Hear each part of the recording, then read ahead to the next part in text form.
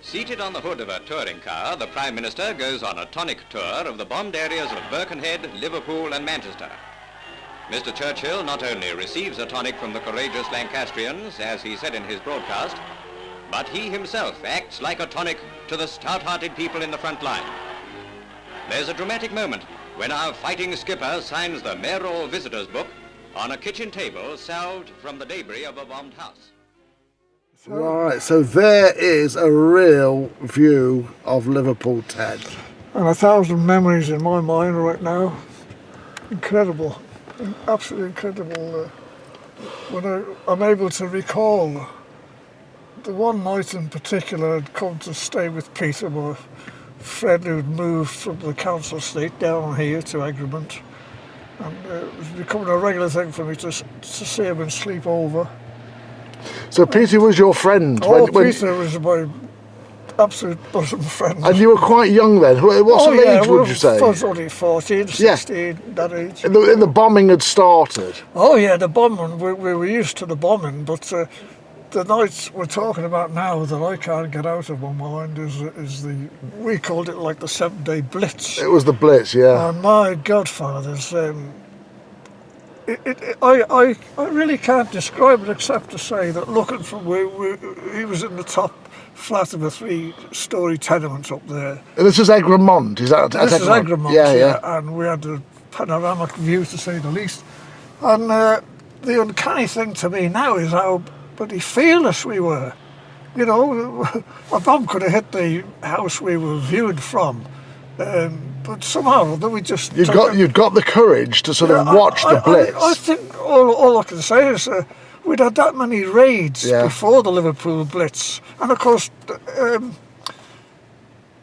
can't explain it like how you can be... Well, I can factually recall when the anti-aircraft guns first shot at Brixton, where we lived. Yeah. That night, I'd done something I wouldn't have done the year previously to save my life. I said to my dad, "Have you got a cigarette, Dad?" Really? Yeah, and he gave me one of his Woodbine. Wow. And I was a bundle. To calm you? Oh, absolutely, yeah. The sound of the gun like itself, we could actually hear the sergeant shouting fire. They ceased to do that later on, but like this was early in the war. Yeah. So the guns alone shocked the house like.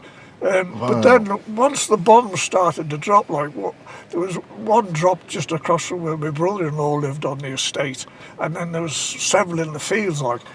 Well, right from that early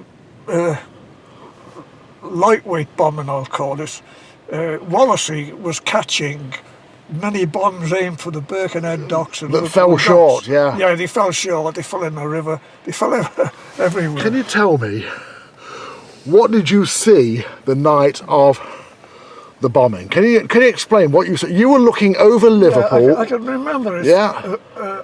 I think I could probably paint it, quite frankly, because from end to end, and I mean that literally, the whole, let's say this line of docks is about 5 miles minimum, but I couldn't see the difference between one end and the other or the centre. It was a red glow. The air was thick with the smell of the smoke, and there was smoke from one end to the other. And as a young chap, I thought, my God, poor Liverpool, there'll be nothing left. And of course, coupled with that viewing is the deafening constant. You've got bombs exploding, you've got the ack guns. Yeah. You even had, I remember well, I find it uncanny. I've just recalled now the name of the destroyer that was in the dock, HMS Dido, and it was letting go with everything it had. It was shooting at the planes, yeah. What were the sounds like? What did you hear, Ted? The sound of the guns exploding. First of all, your shells exploded was a woof. Yeah. And the same with the bomb. The bomb that whistled over your head was never going to hit you. Oh. However, the fire, it's terrible to say this, but I'm only telling you the absolute gospel truth. When the bloody bomb went off, when you witnessed the bomb going off, it was just watching a firework display, a massive bloody sparks going in the air. And as I say, I was watching that one here and another one there. Like, I don't know how many bombs dropped on Liverpool. A lot though, yeah. But a lot dropped in the river too. That's something I'm just thrown in for good measure. Did you see any? The next day, I seen 2 go off in the river. They'd been delayed and they exploded. Great big 50-foot high column of water. Yeah, yeah. And furthermore, like this raid situation lasted for 7 days. And, Wow. I think it was on probably the second day. I went over to Liverpool. The second day. The second day I went over to Liverpool in the morning. I'd been doing some work for a chap who was the chief clerk in the Indian buildings. Right, yes, I know, yeah. Because a long story short, he asked me if I'd be able to give him a hand to get some stuff that he wanted to recover from his office. And lo and behold, when we got there, when we got off the ferry boat, first of all, there was a fire engine with its hose is still in the water, and the fire engine is shattered, like the bomb must have dropped nearby. Oh, God. Yeah. And as I say, there's terrible, terrible rubble everywhere. And had the Indian building been hit? Yeah, so we get to the Indian building, and the hoses are still there on every floor. It's still standing. Wow. And as I say, I was taken aback because whilst I was here, I also wanted to get some cigarettes somewhere. You couldn't get them in Wallasey. And then going looking for a cigarette shop, which I've eventually found, and got a packet of cigarettes. There was vast spaces of nothing but bloody rubble and smouldering. Wow, that's a cleared area. I could take all this on board as a youngster, because I've become almost immune to it. It's terrible. But you told me... I even lost my best pal blown up. I know. You told me a story, Ted, but the shopkeepers still opened up the following day. Oh, absolutely. Absolutely. Business as usual. Just, opened the shutters up, didn't they? The people, I can never speak highly enough of all the people of Liverpool at that time. The firemen were heroes. Yeah. God help the firemen that night. And the carters, I guess, were heroes. Well, I have to see that a lot of people were in the subway train system down there, yeah.